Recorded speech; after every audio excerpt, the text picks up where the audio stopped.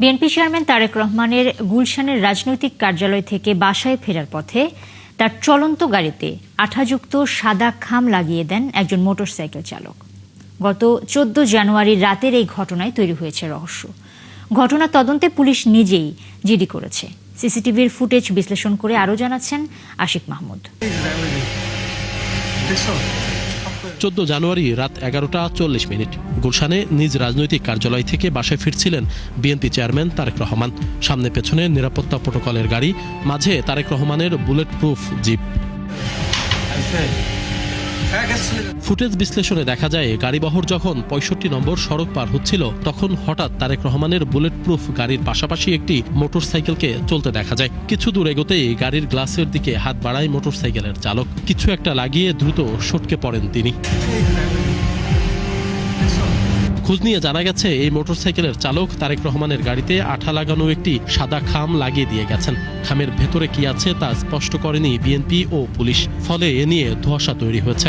প্রশ্ন উঠেছে তারেক রহমানের নিরাপত্তা নিয়েও। আপনাকেই বলছি, ইন্স্যুরেন্স করলে সিটিতে সুরক্ষা পাবেন নিশ্চিত।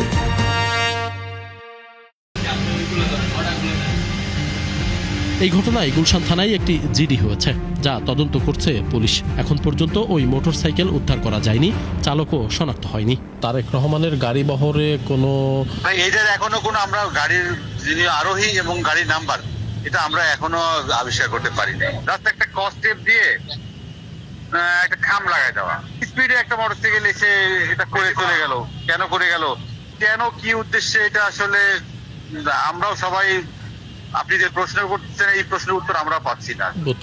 জাস্ট একটা কস্টেপের সাথে একটা ইনগ্লাভ অ্যাটাচ করা, ওইটা গাড়িতে লাগাই দিতে, এটা আমরা শোনা, আমরা দেখি নাই। আচ্ছা, কোনো ফুটেজ কি আপনারা সংগ্রহ করছেন ভাই?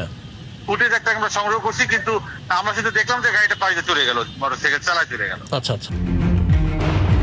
পুলিশ বলছে তারেক রহমান নিরাপত্তা ঝুঁকিতে আছেন। মানে নিরাপত্তা ঝুঁকি আপনারা মনে করেন কিনা, বা আসলে এইভাবে করে গাড়ির কাছে গিয়ে এটা করলো? কিছুটা নিরাপত্তা ঝুঁকি আছে, কিন্তু আমরা তো চেষ্টা করতেছি। কিন্তু ওইখানে আমি নিজেই ছিলাম, ওই দিন আমি নিজেই ছিলাম। আর উনি তো চান না প্রোটেকশন, কিন্তু আমার তো একটা দায়িত্ব আছে থানার ওসি হিসেবে। আমি একটু দূরে দূরে অবস্থান করছি, উনি বের হইলে আমি দূরে অবস্থান করি। আচ্ছা, আমি ছিলাম। এ বিষয়ে জানতে তারেক রহমানের সিকিউরিটি অফিসারদের সাথেও কথা বলেছি আমরা। ঘটনার সত্যতা স্বীকারও করেছেন তারা। লেখা কি ছিল তো চেয়ারম্যান বলতে পারবেন কি লেখা ছিল, বাট ইটস এ লেটার। আচ্ছা, it's just simply a letter requesting him. এটা কি আসলে সিকিউরিটি মানে ইয়ে করে কি? Not at all. If something wrong that we can always identify and we can handle it. এগুলা these are not of that magnitude to be concerned with. It's a bulletproof car. There's nothing wrong in it. গাড়িতে খাম লাগানো যুবককে খুঁজে পেলে ঘটনার রহস্য উন্মোচন হবে বলে মনে করছেন সংশ্লিষ্টরা। আশিক মাহমুদ, 71, ঢাকা।